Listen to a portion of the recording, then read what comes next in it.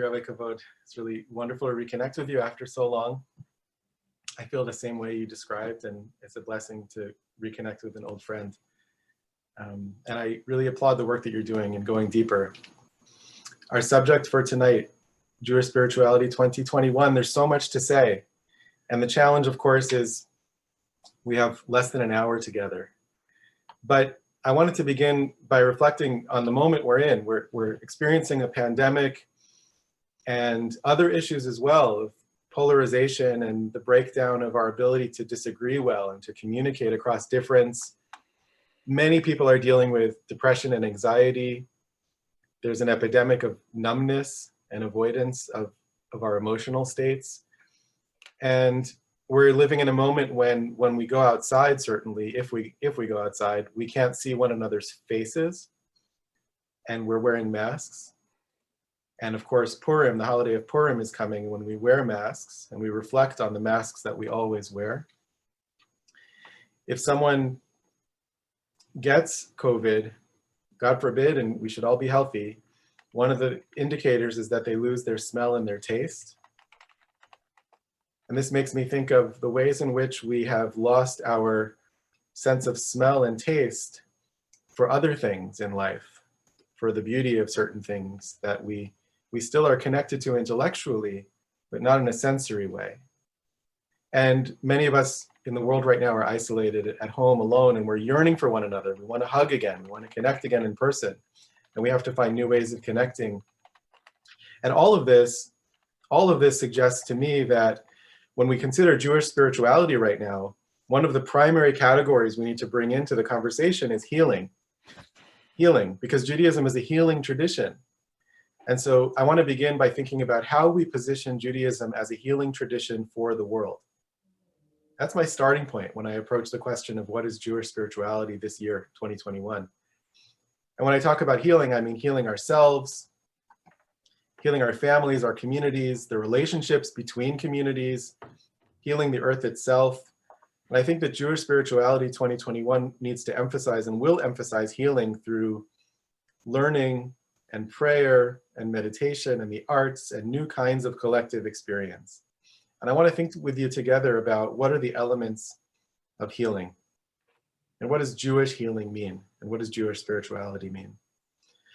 So the first thing that I believe it means is the recovery of memory, the knowledge of our past, the emotional weight of that knowledge, and along with that, the love of learning, the love of Jewish learning, which really is what CSP represents and what all of you live in coming to these events and dedicating so much time to learning. And love of learning is, of course, an old Jewish value. In the Talmud, there's a moment when one of the great rabbis forgets something that he learned, and his student reminds him. And the rabbi, the great old sage, stands up and he kisses his student on the head and he said, "Blessed are you who restored to me what was lost." There was such a sense of yearning and longing and love for learning that to forget one thing was a tragedy, and to have it restored was a cause for celebration. And our love for learning includes the stories, and also the values, and also the tools and the skills that we are taught.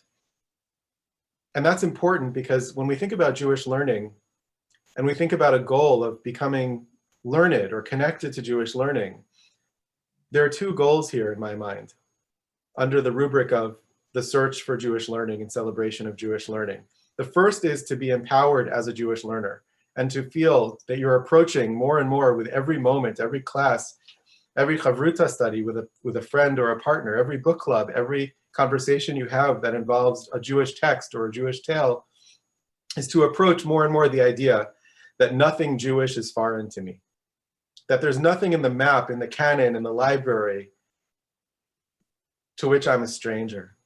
And as I travel, like people who love to travel the world, and before the pandemic, we're traveling, and they sell a map where you can scratch off the countries that you've been to, and you can slowly over time see all the places you've traveled to. Jewish learning can be like that too. You can start to scratch off on the map of Jewish learning. I spent some time with the Baal Shem Tov. I spent some time with Rabbi Nachman, and there are other things to see. There's so much scenery. diverse scenery and beauty, so many things to hear and smell and taste. And that's important, but beyond that, one of the secrets of Jewish tradition and one of the secrets of Jewish learning is that we traditionally, as Jews, learn how to read very, very carefully and very, very well. And as we learn those tools of learning and interpreting text, we also learn how to read the world using those same tools. One of the secrets of Jewish learning is that the world itself is a sacred text. So there's an example of this that I find very beautiful, not from the Hasidic tradition, but from the Lithuanian tradition, from the family of Brisk, one of the great families of Talmudic scholarship. One of the great rabbis of that dynasty passed away today, actually. And the second in that lineage was named Rabbi Yosef Ber, Rabbi Yasha Ber of Brisk. And there's a story that really captures the way that he used text study to interpret the world and world events in a very local way. So what happened was a man came to him, Rabbi Yasha Ber of Brisk, and Rabbi Yasha Ber was sitting at his desk in his study with one of his students. And a man came to him and he said, Rabbi, the Passover Seder is coming.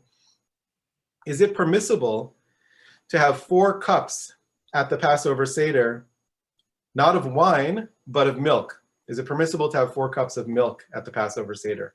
Traditionally, we have 4 cups of wine. So we asked that question. And the rabbi, being of great generosity and heart, reached into his drawer and he handed the man some money to buy wine. He said, go buy wine. And then the man left. And a minute later, Rabbi Yasha Ber turned to his student. He said, run after him and give him this money. He gave him another handful of money, and it was a larger amount than the first time. Run after him, catch him, and give him this money. So the student did. He ran after the man and he handed him the money. And it was a lot of money. And the student came back and he asked his teacher, Rabbi Yasha Ber, Rebbe, what happened? Why did you send me after him with more money? He said, well, I first gave him money for wine. But then upon reflection, I realized that if he's having 4 cups of milk, what else does that mean? That means that he doesn't have meat for his Passover Seder, because you're not supposed to mix meat and milk. So if he's having 4 cups of milk, that means he's not having meat. If he's not having meat, it's because he can't afford it. So he needs more money for the meat. So I sent you after him to give him money, not only for the cups of wine, but for the meat for the Suda, for the Seder. This is a way of applying the precision of interpretation that we find in Jewish study to a real life situation. It's a small example of kindness and a genius for kindness that requires you to see other people very clearly. It requires a penetrating gaze to see that. And this is what, among other things, Jewish learning can give us. It's not only about our own growth and our own happiness and resilience, although all those things come with Jewish learning, as we spend time in the Garden of Eden. And with the children of Korach, remember, in their high place in hell, singing songs in the temple. And when we spend time with the arguments of Beit Hillel and Beit Shammai and Rabbi Yochanan and Reish Lakish and their tragic end, but the decades of fruitful argumentation they had before that, their celebration of friendship and controversy. When we spend time with the rabbis who put God on trial in Auschwitz, and when we spend time with the Besh, the Magid, Rabbi Nachman, the Kutzker Rebbe, the mysterious Shushani, when we spend time with Elie Wiesel of blessed memory, with all of the teachers of all the generations, and contemporary teachers as well, who are doing amazing creative work in Torah interpretation, like Aviva Zornberg and Yafa Epstein and others. This is the kind of work, this is the kind of learning that opens us up to deeper sensitivity to others. And it happens through study, it happens through learning, and it happens especially through the encounter with stories. And the theme for this month was storytelling, the Jewish love affair with stories, because stories change us, and the stories that we carry change us and deepen us. And stories are really important right now because in a world which is so divided, it's very difficult to argue with a story. It's very difficult to argue with a story. And stories can unite us, they're inclusive, they can open us to new ideas. And an essential element of Jewish spirituality, 2021, and I think always, is to access the right side of the Jewish brain. The right side of the brain, the artistic, intuitive side, and to tell stories and to consider the stories that we've been told and to retell stories and to act as witnesses for the stories that we've heard. My story becomes mine only when I tell it. And when I hear your story and I carry it, I become a witness to you. And a community really is a group of people who tell one another's stories. So we need stories right now, and we need to celebrate our stories. And among the stories that we need to tell in this time, and really another essential element of Jewish spirituality right now, is the stories of the Holocaust. To reclaim those stories for a new generation, because we know that the memory of the Holocaust is endangered. And we can't talk about Jewish spirituality without talking about the Holocaust. But when we talk about the stories of the Holocaust, we have to remember that we're not just talking about death, we're also talking about the life of those communities and those people who were lost to us. We're talking about the songs from before the war, that are, some of which are still with us, and the teachings, and the poetry and the literature that we still can access, we still can read. And we also know that when we talk about the Holocaust, it's not just about then, it's also about now. And it's not just abstract. We have to look at one face and details of the stories. There's one detail of the Holocaust that stays with me. It's very small in comparison to other terrible dark moments of the Holocaust, but it's such a powerful, difficult detail, sensory detail. Someone in the Warsaw Ghetto wrote in his journal that there's not enough air to light a candle because things are so crowded. And this human sensory detail brings it to life. And we have to bring those stories to life, and we have to take responsibility for them. And part of our responsibility in seeking out and developing a Jewish spirituality is to adopt one story of one person, of one moment, and to tell those stories at every available opportunity. We saw in our study of Hasidism, and very early on, that Martin Buber, the great 20th century philosopher, said that any renewal of Jewish life must include Hasidism.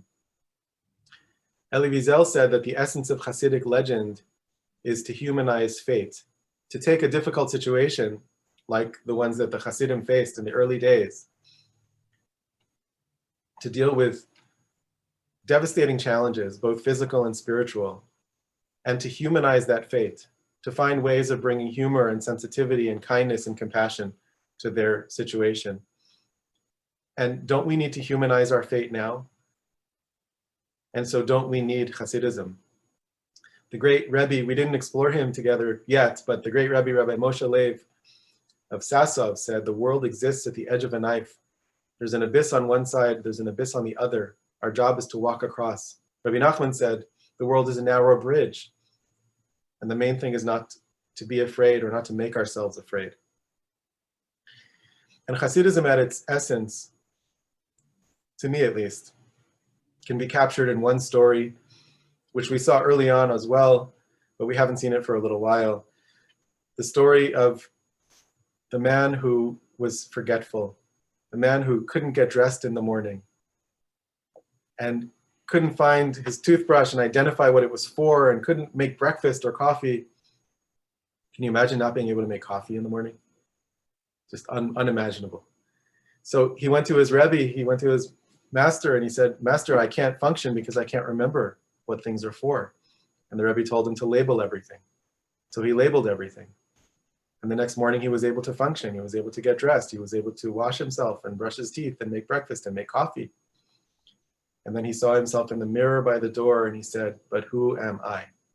And Hasidism at its essence helps us shift from the questions of labeling things, the technological and technical solutions to things, to the existential questions of who are we and who do we want to be and who do we need to be.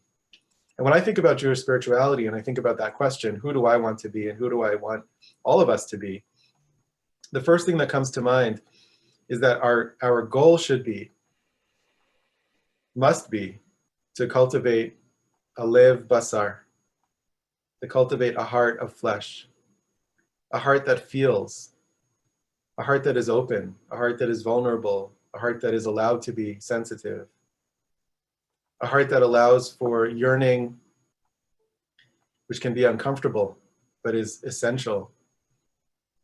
Remember, we saw the serpent's curse. We talked about the Kotzker Rebbe's gloss, his commentary on the serpent's curse. The serpent is cursed to eat of the dust of the earth. You remember the Rebbe of Kotz's question, what kind of curse is that? The serpent will never be hungry. It sounds like a blessing. But his answer is that's the worst curse of all, to never be hungry, to never be yearning, to never long, to never wish, to never aspire. It's the worst thing in the world. Yearning is uncomfortable, but it's absolutely essential. And when we allow ourselves to yearn, to long for things, for a better world, for a kinder world, for a more just world, or for more happiness in our own lives, in our own hearts, or in the people we love, we find that yearning and delight strangely come together. Just like how in Jewish history, we find that weeping and joy often come together. And we remember that at a Jewish wedding, we break a glass to remember the destruction of the temple.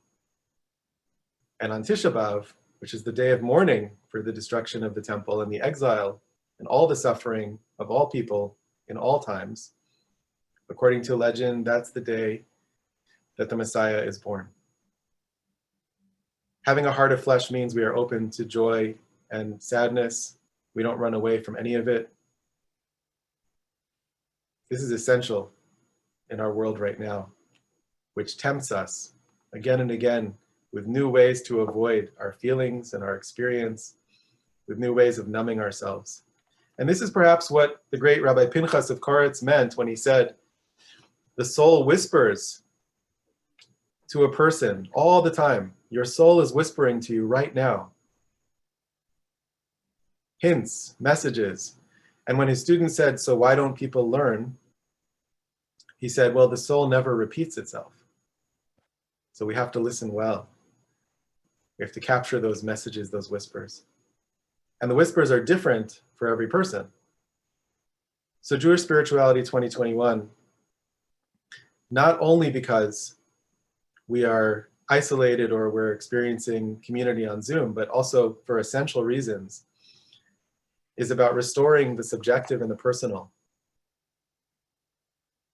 and putting that at the center again. The Hasidic masters, whom my teachers loved and taught me to love, said, within each one of us, there is a burning spark, a flame of passion and compassion, which were we to invoke it, would set the world alight with a fire that heals and does not destroy. How do we awaken this fire? How do we awaken this fire in ourselves, in our own hearts, in our own lives? And how do we awaken this fire in the collective, in community, and for the world? One of the challenges to Jewish spirituality or any spirituality right now, and any approach to living right now in these times, is that we have two competing impulses, and they're both legitimate, they're both important. One is the impulse to cultivate our moral ferocity, our moral passion, our aggressive sense of needing to change things in the world. We need that energy right now. We need protest. We need rebellion.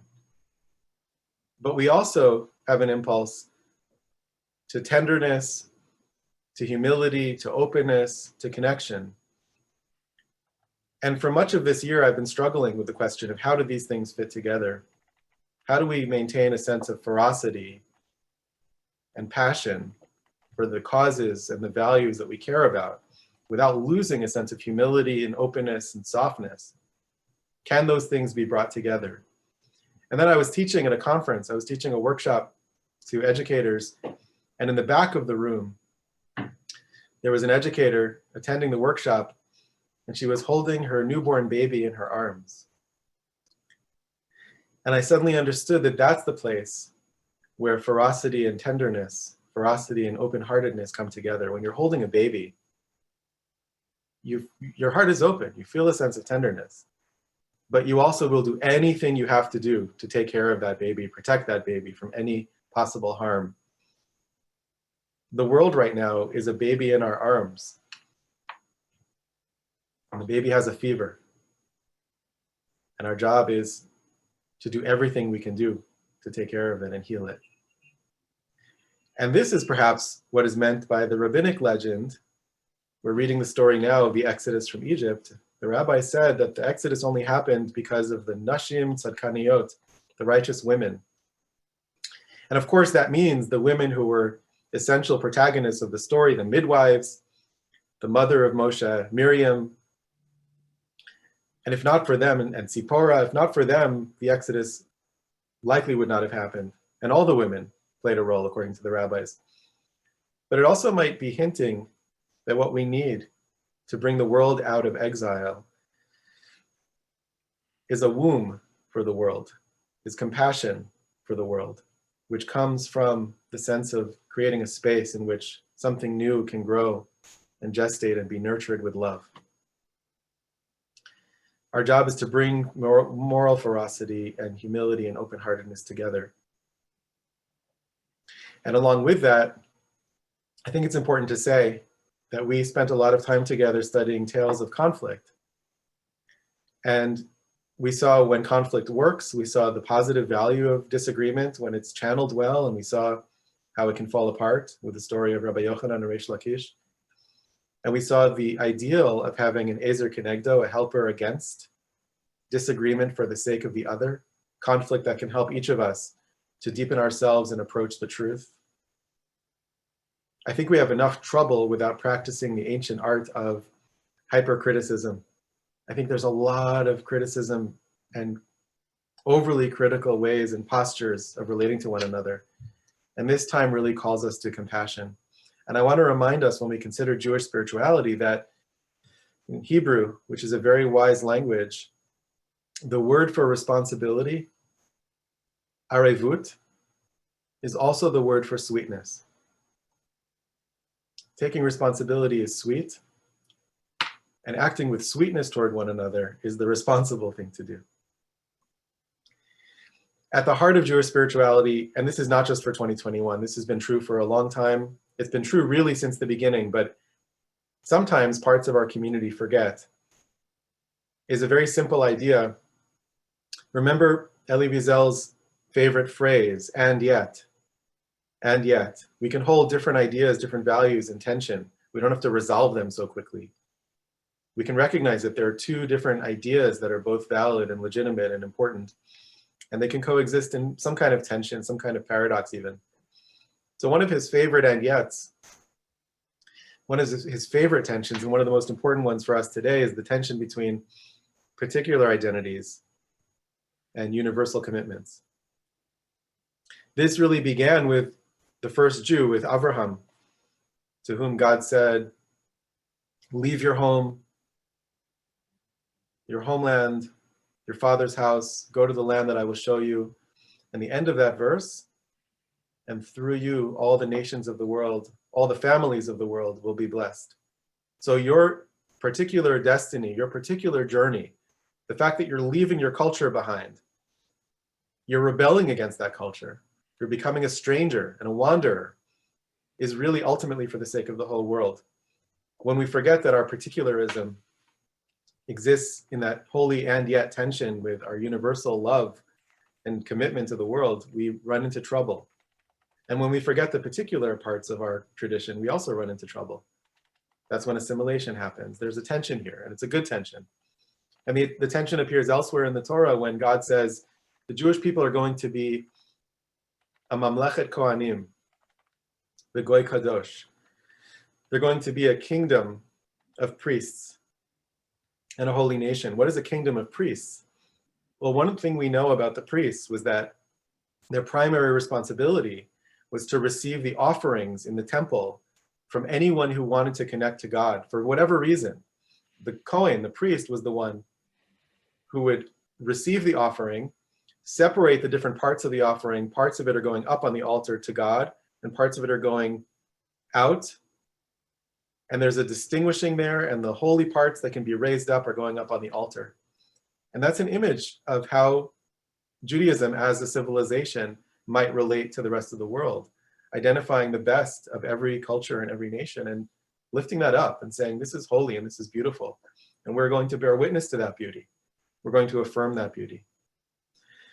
The particular needs to be in the service of the universal. In Hasidism, there are three dimensions to life, to all aspects of reality and spirituality. The first is olam, space. The second is shana, time. And the third dimension in Hasidic spirituality is nefesh, soul.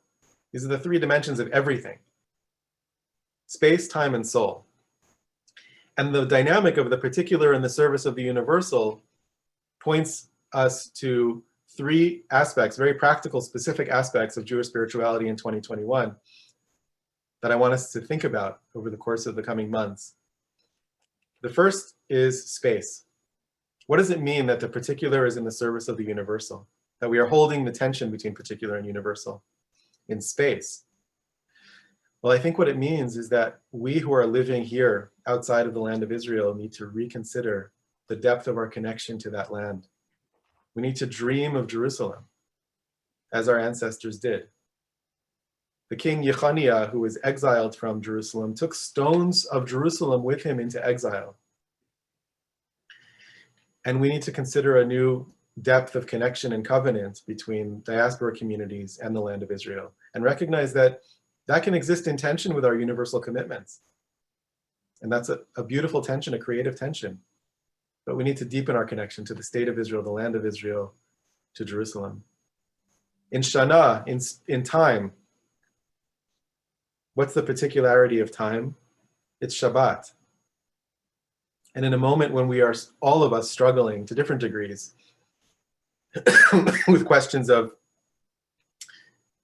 depression, anxiety, stress, being pulled in too many directions and spread thin, we are in desperate need of reclaiming Shabbat as a practice of resetting our nervous systems and giving us a new center to our week in a way that can then influence the rest of the week, the universal side of the week. We can bring Shabbat into the week. And in Nefesh, what is the particular and the universal in Nefesh on the level of spirit or soul? I want to suggest that it's the practice of hitbodedut, the practice of personal, unscripted conversation, meditation, prayer, poetry in relation to God, or if for whatever reason you want a different frame, hitbodedut can also be in relation to your own heart. You can speak with your own heart. Rabbi Nachman said you can speak to parts of your body and encourage them to get better at certain things. You can talk to your feet and say, when you see someone who needs help, I want you to run right away. Don't wait for my brain to catch up, just go. You can have that conversation with your feet, with your legs. You can encourage your hands to do acts of kindness with greater speed and greater consistency. And then when you're not doing hitbodedut, when you're not plugging into that conversation, the rest of life becomes different. Jewish spirituality 2021 also has to include something we've talked about in different contexts in our time together. It needs to include holy madness, what Abraham Joshua Heschel called creative maladjustment. And I was reminded this last week that Dr. Martin Luther King quoted that in a talk that he gave at a synagogue. Creative maladjustment. We have an opportunity to go deep into the subconscious of our tradition, the myths of Torah, the mystical tales, and also to find and fund and support crazy new ideas. Our tradition has a lot of crazy ideas that are exciting and awesome and make us sit up and realize that there's a lot more to learn. I'll give you just one small example that my inner child loves so much. There was a rabbi named Rabbi Yonah, the son of Tachlifa, and it says in the Talmud that he would slaughter birds. Usually you would do that on a table. You're shechting a chicken to eat or whatever. He would do it in a perfect way, in a kosher way, with a bow and arrow as the birds flew by. Now this is crazy. And the Talmud is telling us this, not so that we will imitate him, because it's very difficult to get it right. But I think the Talmud is telling us that there's a lot more possibility than you've considered when you think about something as prosaic as the act of preparing food in the act of preparing a chicken or a bird. Rabbi Yonah bar Tachlifa shechted the birds as they were flying through the air. We need to try out new ideas. We need to try new juxtapositions of poetry and human rights with holy chutzpah, with a sense of real daring and playfulness. We need to draw and sketch and write and sing in the white spaces on the page of Jewish life. We need to fill that with our ideas. And we need to surprise God with our kindness. We need to engage in creativity. You remember my favorite Jewish book I showed you in one of our sessions? It's the book called Chidushei Torah, Sefer Chidushei Torah in Hebrew, in gold lettering. And you open it up. It's the book of creative Torah insights. And it looks like a book from an ancient rabbi. You open it up and it's an empty journal, a lined journal for your ideas, for your questions. My favorite Jewish book of all time. Because that's where Torah happens. That's where Jewish learning happens. That's where Jewish questions happen and innovation. And that is the essence of Jewish spirituality. There is no house of study without a chidush, without a new idea. And according to Jewish mysticism, having a new idea, especially on Shabbat, is a mitzvah, it's a commandment. As we develop our new ideas and as we interface with the world and engage with our own personal lives and our quests and our aspirations, and we look at the world and we wrestle with the challenges in the world, we also begin to realize that nothing, just as nothing Jewish is foreign to me, so nothing in the world is outside of Jewish meaning. There's really no such thing in Judaism as a separate sacred space. There are degrees of holiness. There was a temple in Jerusalem, but according to the rabbis, the holiness of the temple in Jerusalem is spreading through the entire earth. And in the end of days, the entire world will be Jerusalem. The entire world will have the holiness of the land of Israel. The temple will be everywhere. Shabbat will spread, and the ultimate day, the final day, will be all Shabbat. It will all be Hitbodedut in the end. Nothing is outside of Jewish meaning, and we can find holiness and we can find meaning in the secular. And you remember the great question asked of one of the great Rebbes, the great masters, Rebbe, you say that God created everything? Why did God create atheism? And the Rebbe said, well, God created atheism because if someone needs your help, you need to act like an atheist. Don't think about God in that moment. You need to be an atheist in that moment, just for that moment. Help the person. It's you and that person, and you're the only ones in the entire universe. You're the only one who can help. There's a great story about Rabbi Nachman's brother and how Rabbi Nachman's own brother became his follower.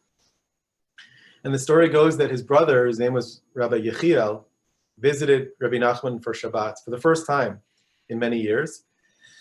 And he was there Friday night, and he saw that on Friday night, Rabbi Nachman was teaching Torah. And then he stayed over, of course, and Shabbat lunch, he saw that Rabbi Nachman was hanging out with all of the Hasidim, and they were talking about the news, and they were talking about what was going on in people's lives, and the conversation was free-flowing and moving from subject to subject, but it wasn't explicitly about Torah or service of God. And at the end of Shabbat, the two brothers came together, and Rabbi Nachman said, so how did you like Shabbos? How was it for you? Rabbi Yechiel said, I loved Friday night. It was such deep Torah you were sharing.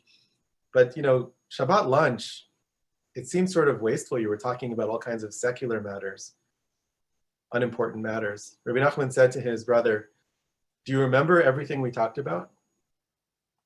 His brother said, no. Rabbi Nachman said, I do. Let me tell you. And then he went through all the conversation topics of the long lunch that they had had and showed how they were all connected to and emerging from and feeding back into deep conversation about Torah. And Rabbi Yechiel started to cry, and according to the story, he couldn't stop crying for 3 days. That's where the story ends, but I suspect that he was so moved because he realized if we believe that there's a oneness underlying reality and underlying the multiplicity of things and experiences that we taste and smell in our lives, but we also think that there's a part of life which is not meaningful or not holy, not sacred, not godly, then we're missing something. And when we see the revelation of holiness everywhere, in the smallest actions, in every moment, that's the ultimate revelation. And finally,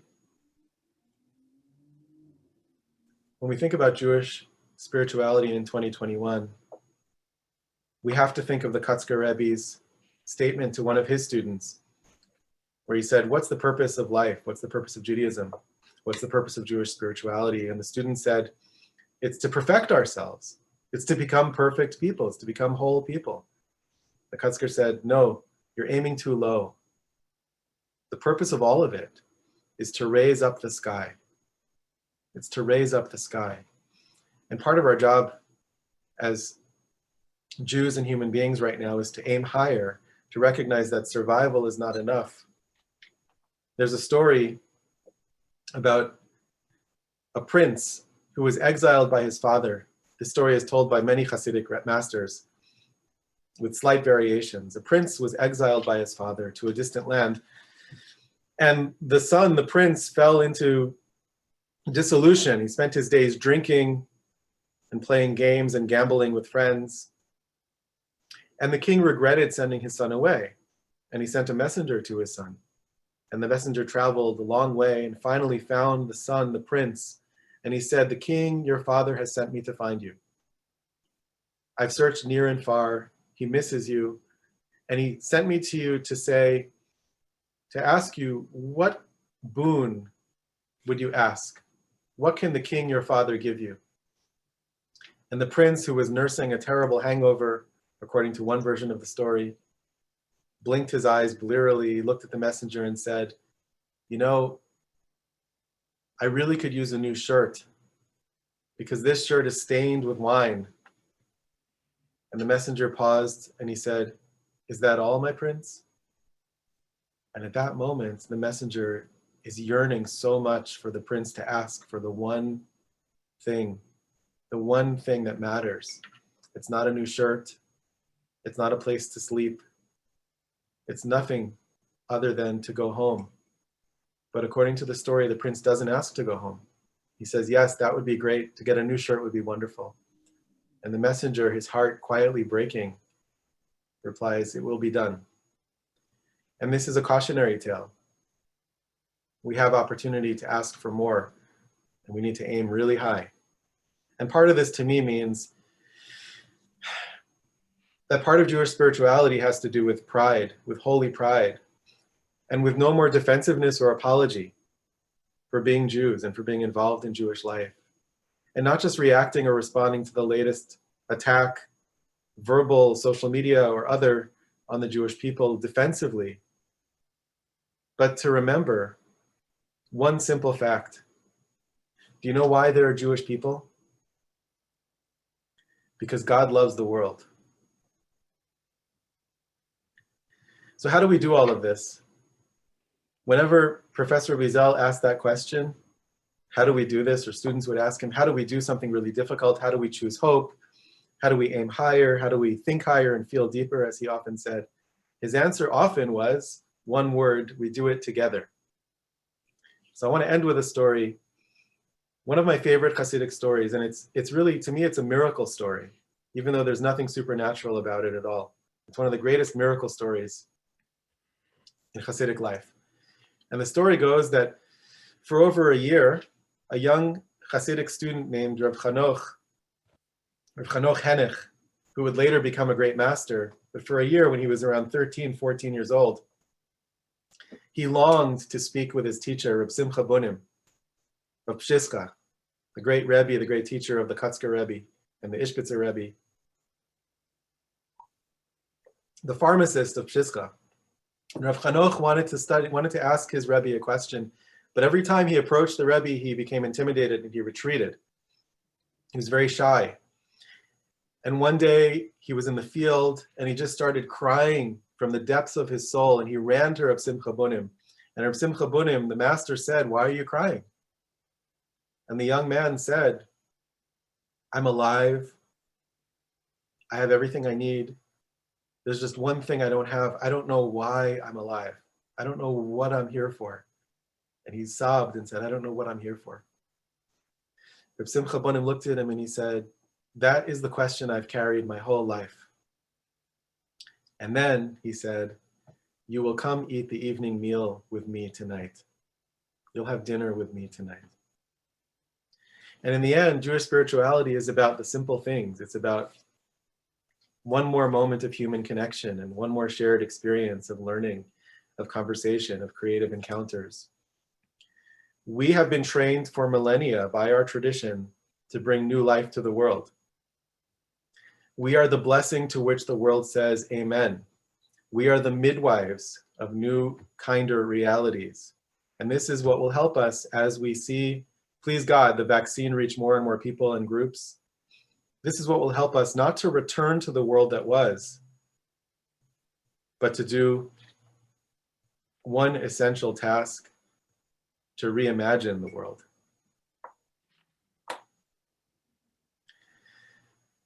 Thank you. Thank you. So I'm gonna, I think we have some minutes. I think I want to follow up with a few quick things, and I'm going to, at the end, please stick around because I'm going to do something that we don't do regularly. I'm going to unmute everybody so people can express their appreciation for what you've taught us and given us. So don't go anywhere, anybody. So I'm going to shoot out some quick questions. First of all, thank you. I want to start with quotes I wrote down that I'm going to try to remember, or just words: holy madness, creative maladjustment, particular universalism, creative tension, creative conflict, creative encounter, and moral ferocity. And I'm going to say, I think those are things that you've taught us, that we've spent 19 or more programs, sessions with you in exploring. But I think they also explain maybe what you're working on with the Witness Institute, particularly moral ferocity. And I mean, all of those quotes. So I think that I was talking to some people involved with the Witness Institute, and I said, you need to have like an elevator pitch. Just say Elie Wiesel, we're calling it the Wiesel Institute, correct? Witness Institute. Sorry, the Witness Institute. Just moral ferocity. Just all you got to say. That's what we're doing. Moral ferocity. That's it. That's your pitch. So I wanted to thank you, and I'm going to share that with everybody. Can you share with the group your own personal hitbodedut? We talked briefly, but what do you do in that regard? I can, and I'll also say that I wrote about it. I wrote an introduction to hitbodedut that's on my website that you should feel free to send around, because I tell the story of how I struggled with hitbodedut for a long time. I started with other kinds of meditation when I was a teenager, and then was introduced to hitbodedut first in books and then by Breslover Hasidim, and I tried to do it. I was in a place where everyone was doing it. It wasn't a weird outlier kind of thing. I was in a kind of Breslov infused yeshiva. Everyone was doing hitbodedut, at least I think they were. We were talking about it a lot and learning about it a lot. And I would go out to the woods and try to do hitbodedut for half an hour, and I would wake up, 45 minutes later, I'd completely fallen asleep. This would happen day after day. And finally I would keep it up for 2 weeks and then stop. And eventually I realized something years later, I realized something very simple and very profound, which is that, and this is a very good thing to keep in mind with any sort of practice, and it's helped me a lot with my own Jewish spiritual practices and other things, which is what Rabbi Nachman said to his student Reb Nosson when they first met. Reb Nosson was an overachiever, and he was always very stressed out because he wasn't doing enough. And Rabbi Nachman said in Yiddish, "A bissel is euch gut." A little bit is also good. So I realized a little bit is also good. So I started doing 1 minute of hitbodedut a day, but every day, without missing it. Because 1 minute, I could do 1 minute. I can definitely do 1 minute. So I did 1 minute for a couple of months. And then I just wanted a little more. So I made a big spiritual move. I moved to 2 minutes. I doubled the time. And over years, I moved from 2 minutes to 5 minutes to 24 minutes to 30 minutes. And over time, it wasn't a push anymore. It was something I really looked forward to. It helped me to really center myself in the beginning of my day. And then at a certain point, I decided I'm going to do it again. This is fairly recent. This is a year and a half ago, I think, or a year ago. So I'm going to do 30 minutes in the morning, 30 minutes in the evening. And the practice itself is very simple and varies a lot depending on what's going on in my life or in my day.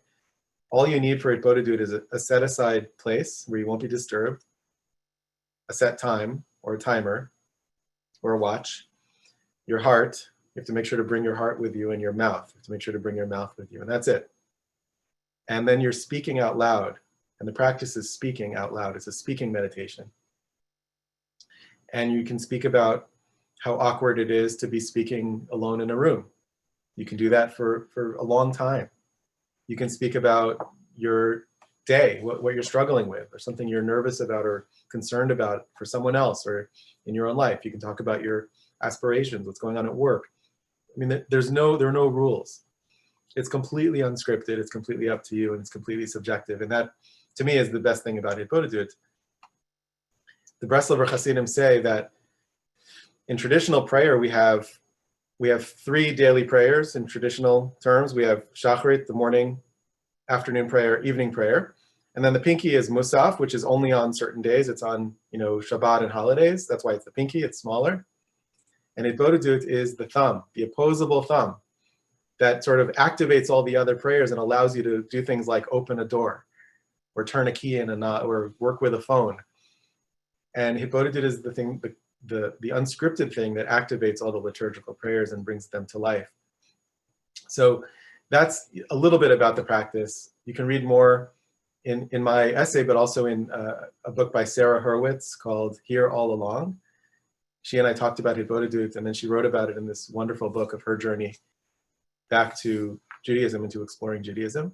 She has a chapter on prayer and God, and now I think she has a podcast about that as well. And how do you define the term in English? Is it self-examination? How would you define it? Well, so literal translation, any word in Hebrew that begins with hit, with the prefix hit, means it's reflexive. So it's something you're doing in reference to yourself. So Hitbodedut comes from the prefix and the root for boded or levad, which means to be alone. So it's self-solitude, really, solitary practice. But Breslovers also call it, they have 2 nicknames for it. One is sicha, which means a conversation. And it's usually an informal conversation. It's not a religious thing. It's like you're schmoozing, you're talking, you're conversing in a very informal way. And the informality of this is one of the things that was innovative. You can have an informal conversation with the creator of the universe and, in your own terms, and not worry about being too irreverent. You can be really real in that conversation. And the other nickname they have for it is Yishuv Hadas, which means settled mind. It's a settling mind practice. And what the Breslovers say is that when you practice this every day, even for a little bit, you start to notice that your mind becomes more settled and centered, and things that are often overwhelming now become manageable because you have a ground from which to act, to think, to process. Yishuv Hadas. I noticed in the book that Sarah Hurwitz wrote was called Here All Along, correct? Yeah. I noticed in your list of contemporary spiritual practice where you said space, time, and soul, you didn't mention acts like mitzvot, like keeping kosher. Shabbat, I guess, fits within that maybe, but why is that, I guess? Why didn't you mention those? Well, because it's a very good question for me and also for the spiritual books that the Hasidic masters and others who talk about these 3 dimensions, because the Hasidic movement, with a couple of exceptions, remained completely within traditional Jewish practice and observance. Right? There are some exceptions around the edges, but basically it stayed within that framework. And so what they said was the mitzvot, you do the mitzvot, you do commandments, whatever they are, or you do a good deed, or you engage in philanthropy or charity work or whatever it is, that takes place within these 3 dimensions. It takes place in space, it takes place in time, and there's a person or a soul involved, or more than one, your interactions with others. And the purpose of this teaching is, how do you bring those acts, those mitzvot, those commandments to life? And one of the great challenges today is that we have a whole tradition, a whole spiritual technology of mitzvot, of commandments, that for many people has been completely divorced from its inner meaning. So you have this sense that, why do we do it? Tradition, right? And there's something to that, but that's not very compelling if you're a spiritual seeker. Because basically you're saying, we do it because of precedent. We do it because of inertia. We do it because they did it before us. That's not very compelling if you're looking for meaning. And so you have to infuse it with meaning. How do you do that? You consider the space, the connection to space, physical space, but also other kinds of space. You consider time, the relationship with sacred time and secular time. And you consider, more than anything, you consider the soul element of what you're doing, which is often about intentionality. And a lot of the study, that people do in the Hasidic world and in general in the religious world is discussing and exploring and diving into and examining books and great thinkers who speak to this exact issue. What's the inner meaning of keeping kosher? Why should I keep kosher other than some idea of tradition? And when you start to study that material, you find, and a lot of this is not yet available in English, by the way, which is a big challenge for a lot of us here in North America, but some of it is. And one of the things that you find when you study that material is you see that there's very, very exact and precise and thoughtful spiritual meaning behind the tiniest details of Jewish law. So my experience was the more I studied that and found the soul of Jewish law, the more it not only made sense to me, but the more compelling it was. And that's what I said earlier about losing our sense of smell and our sense of taste. The word in Hebrew for taste is ta'am. It's the same word as the word for a reason. And we've lost the reasons. We've lost the intentions for a lot of our Jewish tradition. And we have it. It's not like it's gone. We have it, but we need to access it. And we need to ask those questions. What does this really mean? And if you find good rabbis, like Rabbi Kvod, he can tell you, rabbis can tell you, and rabbis who are holding on and are themselves connected, and not all rabbis are, but enough rabbis are that you can find them. You can ask, what's the inner meaning of kashrut, keeping kosher, or Shabbat, or anything else? And there's so much to learn there. That's why I take it as a given that we're all interested in deepening our relationship to Judaism and Jewish life. And an essential part of that is considering the three dimensions of every mitzvah, of every commandment, the soul and the intention and the meaning of every mitzvah. And it's there. So Harris Goodman asked, do you have a podcast to listen to, which relates to a question I'm going to ask, which is, you've set us up for a month now, and now you're going to leave us. It's like studying with a guru and then leaving India, right? So we need a way to continually check in and work and remember what you've taught us. So Harris wants to know if you have a podcast. If you don't have a podcast, is there another way for us to check in and those who want to continue on this path of studying the stories and continuing the spiritual growth? What do you recommend that we do? Well, first of all, I'll say that I feel the same way. It's not easy to say goodbye for now. It's been very, very sweet and very special to see all your faces throughout this month. So we need to continue, and you're all very welcome to write to me and stay in touch by email with no agenda and questions or just to say hi. Really, you're very welcome to do that. We're starting a podcast at the Witness Institute. We're recording our first episode tomorrow evening. It won't go out tomorrow evening. It takes a while to edit, add music and everything, but we're beginning that process tomorrow evening. So stay tuned for that. The witnessinstitute.org website will have information about that. I do other teaching. We're going to be doing a lot of public programming. Ari, you and I can stay in touch, and if there's some opportunity that's public and open, I can definitely let you know, and you can let everyone else know, and you're all welcome to join. But the other thing to say is, the Breslover Hasidim go to Rabbi Nachman every year for Rosh Hashanah, and they travel from far and wide to get there, and it's a reunion with their teacher, their master. And Rabbi Nachman said, if I had a master like you have, meaning himself, if I had a master like you have, I would crawl to get there if I had to. I would do anything I had to get there, to get to my master and get to my teacher. And one of the students who had holy chutzpah said, well, what would you do when you left? And Rabbi Nachman said, I would run. I would run. And the Breslovers understood that to mean I would take what I learned and I would run with it and I would apply it and I would continue to develop it in my own life. And in Breslov, they would say, whatever you learned, you should turn your Torah into tefillah. You should turn your learning into prayers.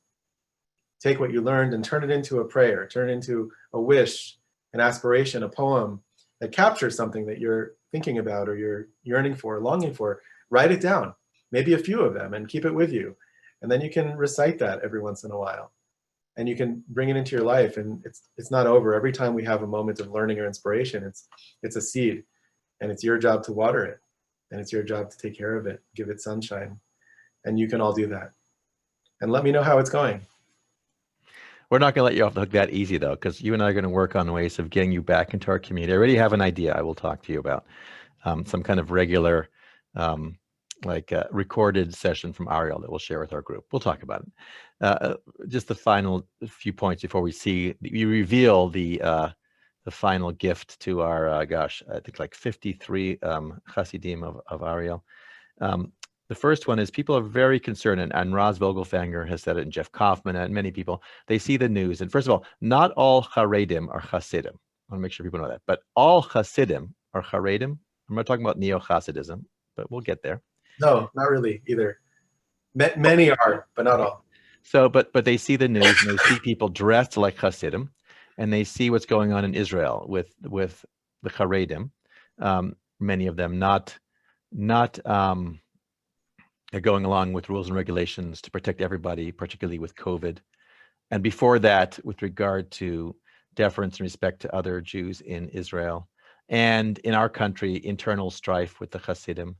And people wonder, how could such a beautiful tradition that you've taught us about for 19 sessions over a month devolve into what we see?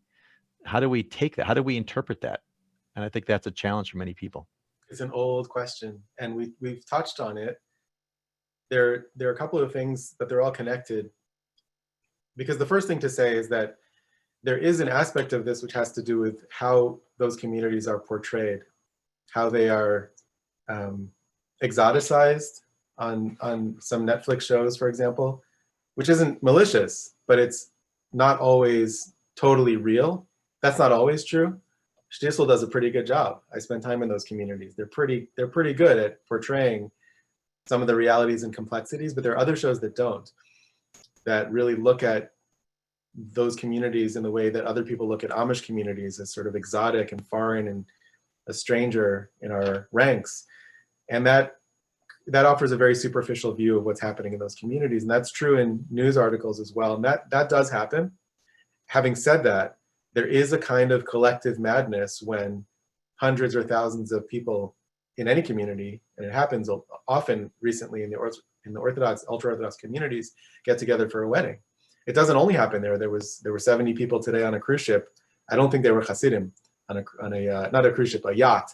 I don't think they were Hasidim on the yacht. So other people make the same mistake, but it happens often in ultra-Orthodox communities, more often than it should. It shouldn't happen even once. It's a kind of collective madness and a lack of awareness or seriousness about the way the world works. And it's really the shadow side of faith. It's a sense that, God will take care of us. It's a sense that if we're engaged in a mitzvah, we'll be okay. Now, this is not actually true in Torah sources themselves, because the Torah indeed says that someone involved in a mitzvah is protected, is not harmed. But the rabbi said that's not true in a time of collective plague or war or situations where the world itself is wrestling with something really difficult and challenging. That protection breaks down. So there are also ultra-Orthodox leaders who have been yelling about this in their own communities. And those are not reported generally in the English-speaking press, but they're there, and you can find them if you search. Remember, this goes back to what the rabbis said in the Talmud. And this is what Professor Wiesel said to me when I asked him a very similar question about a different issue. And I was so upset and disturbed that the beautiful Torah that I love so much and that I try to live every day of my life can be used for a negative purpose. How could it be? And I asked him that question as a young man, and he said, remember what the rabbis taught. The rabbis taught that if someone merits, the Torah is an elixir of life. And if someone does not merit, the Torah itself can become poison. The Torah itself, the most beautiful thing, can become a weapon. It can be weaponized, or it can create distortion. Because the essential thing is not really how much you learn, how much you know in an intellectual sense. It's how much you merit, how much you work on yourself as a person, how much you bring your learning into your heart to move it from information to knowledge to wisdom. And that doesn't always happen whether you're talking about a university student or someone who's studying in an ultra-Orthodox yeshiva. That doesn't always happen. And when it doesn't happen, it can go bad. It can be very problematic. And we're seeing some of that. Our job, I think, in response to that is to call out the bad behavior and hold people accountable, never to demonize other Jews, to hold on to Jewish unity as a core value, and to remember that they are our siblings, and to engage in Torah study ourselves so that we can be part of shaping the future of Torah conversations, Jewish learning conversations, Jewish communal conversations about what makes sense, and asking questions about the relationship between faith and science. These are good questions to ask. These are exciting things to learn. And from a place of knowledge, you'll do a better job, all of us will do a better job of calling out the bad behavior, holding people accountable, not just because we're modern people who believe in science and we're speaking to someone who maybe doesn't believe in science and believes in faith, because that's an abyss that's very hard to communicate across, but because we'll be more equipped to quote from the Torah itself. So if you look, I've had this experience, if you look like a modern person and you're in a place with Hasidim, and I was once in an airport and there was a Hasid smoking a cigarette. And I quoted something from the Talmud about it to tell him to stop smoking. Instead of saying, please, sir, can you stop smoking? It's not polite or it's not healthy. There have been studies about secondhand smoke. That's not the language that people who are deeply immersed in Jewish learning and life in those communities is going to get. It's just not going to be effective. I quoted something from the Talmud and I saw him startle and sit up, and then he put out a cigarette. So part of our job is to find a common language, and we do that by studying Torah. And then we can hold each other accountable from a place of love, from a place of Ezer Kenegdo. It's a hard work to do, but that's what we need to do. And unfortunately, the issue's there, and the response to the issue is also bad a lot of the time. The way it's reported, it just creates more and more polarization.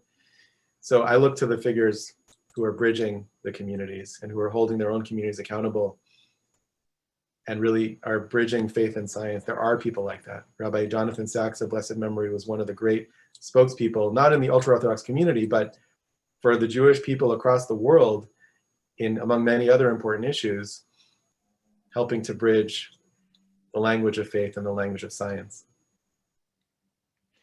Thank you. So as we end, I wanted to thank you for an incredible month. And it went, it's always slow at the beginning, but then it zips by. If you were here, everybody would come up to you. And in the old days, they may even hug you, shake your hand. I don't know if that's ever going to happen again. I don't know what's going to happen. But online, many people want to thank you. And I'll give them a chance in 1 second. But I was hoping you would share, what will people be getting, the people who have attended every program possible to attend, the 19? Okay, so this was the subject of much conversation between me and Ari. And what we decided on was an image that we explored together, and an image that captures, I think, the moment we're in, and the idea that from wherever we are, even if we're home and we can't go to our synagogues and join our communities in person, we can still illuminate the world. So Ari asked me to send a digital image. Ari's going to make a high quality archival print, a giclée print, as a gift for those of you who have come to all the sessions. And this is from the series that we explored in one of the private sessions of illustrations of a Yiddish folktale. And Rabbi Kavod, I was thinking of this image also when you were talking about soul branches, because this maybe captures the soul branches you were referring to as well. And it's an image of a house, for those of you who can't see, against a background of a nighttime sky and a tree in the background, and the house is illuminating the world. There's light coming from the house. And I'll tell all of you, most people don't know this who have seen this image, that the house itself is modeled on the way that Rabbi Nachman of Breslov's gravesite used to look in the old days. In the early 20th century, there are famous photos of it. And that was the image that inspired me to draw the house this way, this particular shape, and to capture that sense of illumination.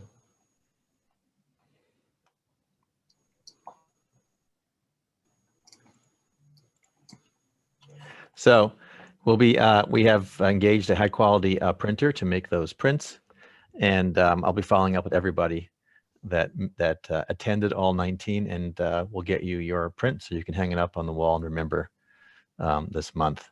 I guess if you would like to buy one, it's possible. I don't know. I haven't decided yet, but you can email me.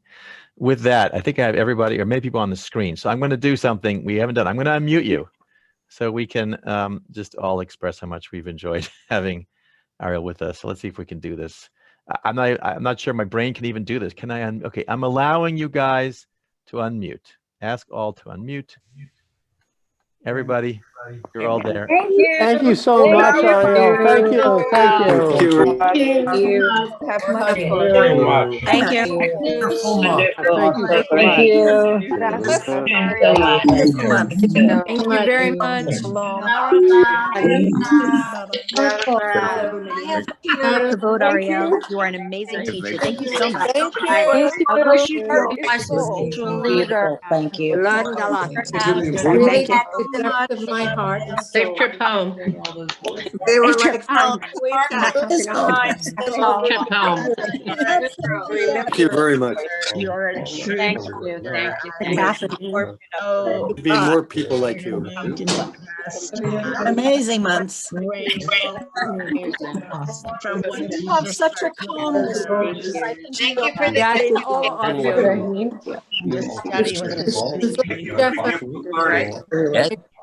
That's Amazing. Oh, appreciate it. Ariel, you have an amazing ability to speak and not hesitate, not stop, and just keep on going. Hi, buddy. You're a gifted teacher. Brilliant words. I just don't understand how you can just talk without even taking a breath and say some Hi, buddy. brilliant things. Such long periods of time. I'm on the end of the class, Ariel. but I was on the. Come back again soon. Gifted One of the teacher. things that I just wanted to show that he advertised that trip. resonated with me Yeah. so much. Was from the Rechem Yeah, there's about 10 from TikTok, I'd say. Or- Had a great month. I didn't mean to cut it off. Sharon? The poor one I wanted to show is in our small group and advertising. Hi, this is from John and Hal Okay, Levitt. so Thank you so much for helping us understand more of our Jewish heritage. Oh, We really Amazing appreciate it month. and we'll Everybody continue can hear us. seeing. Thank you so much. Stay safe. Here comes a tough one. no, it's hard to get control back, Ariel. See, I've released the Kraken. Look forward to seeing you in person. I will do it one at a time, but thank you, Ariel. It was like listening to a when you break into some, like, you have a, what do you call it, like a tuner? And you're getting every conversation, Can we go? including people's, I think people are now on the phone talking to their family. I don't know what people are doing. It's the challenge. Let's see, I can find out who's talking. Let's see, who's talking. Okay. I'm talking, which is good. Learned, we're inspired. Cute. Oh, no. Cute. You're amazingly bright, organized, well-spoken, and fascinating. How can you speak for so long? I'm not disappointed. That was Okay. Okay, everybody mute if you don't mind. I can hear someone's like personal phone call. Okay. Oh, there's B. There's B. I don't know how to pronounce B, Mia. So thank you for joining us. B is one of our. I'll call her B if you don't mind, but I don't know if it's correct. Is one of our new CSB people. So she's been with us in many of these programs and has had great questions. So that was like Ariel. That was like, you know, taking the radio thing and you tune in and you just like, it's not clear. You just hear every conversation in like the city of Seattle. So, but it was beautiful in many respects. You've reached a lot of people. Thank you all. It was a good moment. Thank you guys for sharing that. And remember, if you have questions, Ariel will email you back, info@arielburger.com. The Witness Institute, I'll finally get it right. The Witness Institute. Please do support it in any way you can. And I think This is it. I think what's important about the Witness Institute and Moral Ferocity is that Ariel's going to support how many fellows each year? Is it 10? It's between 8 and 10 each year. 8 and 10 each year. And these are people who are going out there on our behalf from different parts of the political spectrum who are committed to moral ferocity. And you'll be hearing from them and you'll be meeting them. But we get to support them. And not only can we support them on our level, but if we know people who can support them on a higher level, it's a new concept. It needs a lot of support. We can nurture it and help Ariel make a difference in the world. And through the Witness Institute, we can make a difference. So we do it in our own lives and how we interact with ourselves and our family and our friends and our community, and we can do it in the greater world with Ariel. So you're invited to join. You'll be hearing more about that. Ariel, we'll miss you, but you're not going anywhere. I know where you live in Sharon. I told my parents we're not going to go to my brother's for Rosh Hashanah. We're going to come by your house, and the kids. So we'll talk about dinner this year. Hopefully. You're all welcome. You're all welcome. And I can't wait till we can see each other in person again. In the meantime, stay well and keep going. Yes, thank you. Thank you, everybody. You filled my soul. Thank you. Take care. Be safe. Mati, Vivian and Mati, so proud. So proud. It's Martha. Hi, Martha. Hi. Thank you, everybody. And thank you if Ariel's parents are still on. Thank you to my parents for being on this program. And I saw Ariel's sister, Yael was on. So Yael, thank you for joining us. And remember, Rabbi Kavod is doing a program right now if you're interested. But I think this is not the last we've heard of Ariel. So Ariel will No, it won't be. No, people are begging Ariel. So you and I will talk. Okay. Thank you, everybody. Martha, thank you for sticking with us for all the programs. And Marilyn Hassett for being with us for the programs. What a treat for us to have you with us. It's been a treat for me to be here. Thank you. So moved, Ariel. So moved, really. Yes. You were the right 1 month scholar for this year. And we've had some great 1 month scholars, let me tell you. But it would have been a little bit tone deaf this year if we've been talking about any random subject. This year we needed you, and it just worked out that way. I cannot take credit for that. It just worked out that way. Hopefully we don't need you next year for the month. Yeah, we need you. I think we need you to visit us, but not, hopefully we don't. We'll do something fun next year. Right. Okay, everybody. Blessings. I'm going to get dinner for my family. Go, Vivian, Lazar, go, Barry Klatzker, go do something. It's late if you're on the East Coast. My goodness, it's late for you people. Okay, everybody. We'll be in touch, and some very nice comments. Ariel, I'll share them with you in the chat. Very nice chat. David Wilner, nice having you with us. David's one of our past honorees for 1 month scholar, as are Roz and Elliot. Tamara Martin, what can I say? It's been a treat honoring you. Thank you for letting us do that. You are great members of our community, and we appreciate you. Okay, everybody. Faith Hirschler, I got to run, so I'll talk to you soon. I'll see you tomorrow. I mean, we've got Arthur Green with us and Ed Feinstein, so join us tomorrow at 12:30 p.m. Pacific time. Take care. They're very good people. Trust me. Check them out. Ariel, I'll talk to you in just a bit. Bye, everybody. Bye, everyone.